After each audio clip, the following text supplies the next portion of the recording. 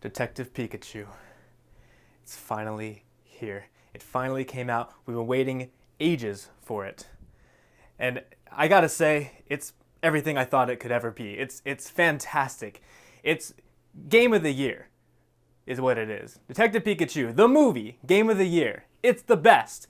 And I gotta say, it has its flaws, but we're gonna talk about all of that right now in today's PP Update Detective Pikachu review.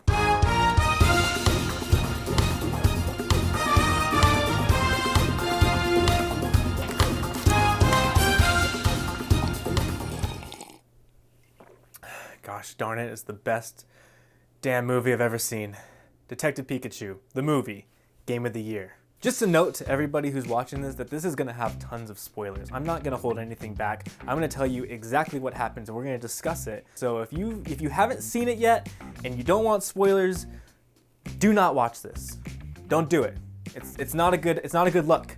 Okay? Don't do it. Let's start with the TLDR, right? Detective Pikachu is great if you're a fan of Pokemon. If you're not a fan of Pokemon, it's about a 4 or a 5, right? If you're a fan, it's about an 8 out of 10. And the reason why is because you're just not excited about all the Pokemon that you're seeing on screen. They definitely had about maybe 30, 40 models they kind of recycled throughout the whole entire movie. But let's be honest, like, modeling and texturing and getting all these characters on screen to look correct and not awkward that's a feat. It's an endeavor, and Legendary has nailed it. They really did a great job. And yes, I will say Detective Pikachu has tons of plot holes, like a lot of plot holes. I'm talking a lot of plot holes. Let's talk about plot holes, okay? This guy, all right? He doesn't make any sense. Why the hell can Mewtwo do what he does? Why the hell does Mewtwo have the ability to transfer people's consciousness into Pokemon, but only if they're like enraged? It doesn't make any, like, I don't get it. Like, why the hell, why was that? Like, why does he have that ability? But you know what sucks though, is that this whole story wouldn't work unless they gave Mewtwo that power. So I guess they had to do it, maybe?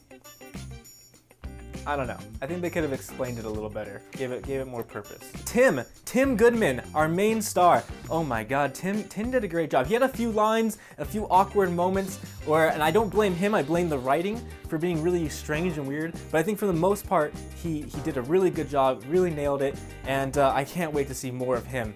Let me just explain something that's really great about this movie, and that's Ryan Reynolds, because this movie would not be as good as it is without the famous Ryan Reynolds. Everyone kind of was like really worried. Ryan Reynolds being Pikachu, Deadpool, like he was an X-Men, it was terrible. He was a Green Lantern, we don't talk about that. But Detective Pikachu, that's it.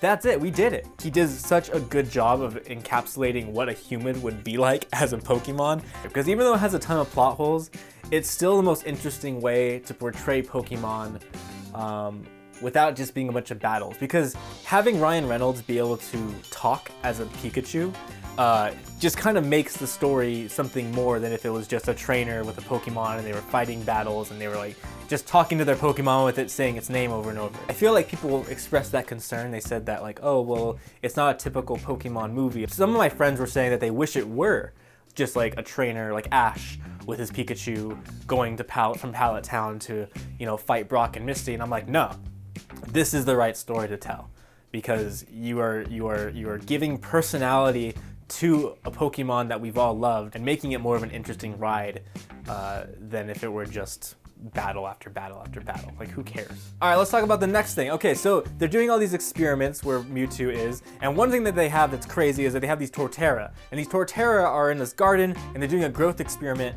and they are massive. There's a whole scene where Torterras come out of the ground, and they just throw like the entire world into a cataclysmic like event. And I'm sitting there going like, how is this not news? Like, everyone goes on with their parade, but no one ever registered that there was like giant seismic activity with giant turtle gardens happening in like right next to the city. I just don't get it. I don't even know where to start, to be honest with that. Like, it just doesn't make sense to just have, like, I know why they did it. They did it because it was cool and they wanted to make something awesome like that, but it's just.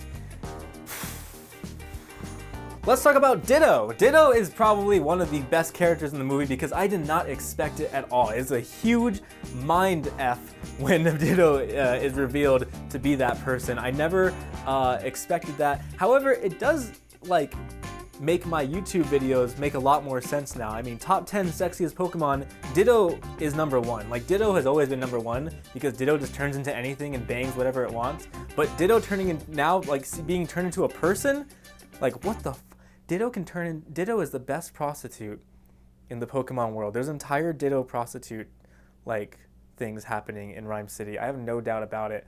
But you have to put sunglasses on them or, like, bags because that would just creep me out. Unless you're into that. I don't know. It's just really freaky. And you know for sure that old man gets it on with his Ditto, like, all the time. Like, he's constantly doing things with his Ditto. Cool. So, what's next?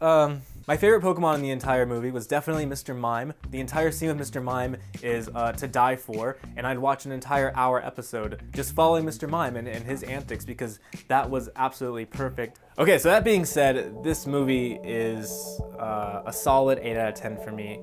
I loved seeing all the Pokemon in it. I loved the acting for the most part. I think the story could have been a little more fleshed out. They could have explained a few more things, but at the cost of what, right? Because if they wanted to explain all this exposition and all these things, then it would have definitely suffered somewhere else. So overall, for the first Pokemon movie live action to ever be created, it is a masterpiece in that sense. It has definitely broken the curse, and I have hopes for the next one. If they do make another one, I hope they do. And as a filmmaker myself, it's just such a great thing to see something that you love be done justice.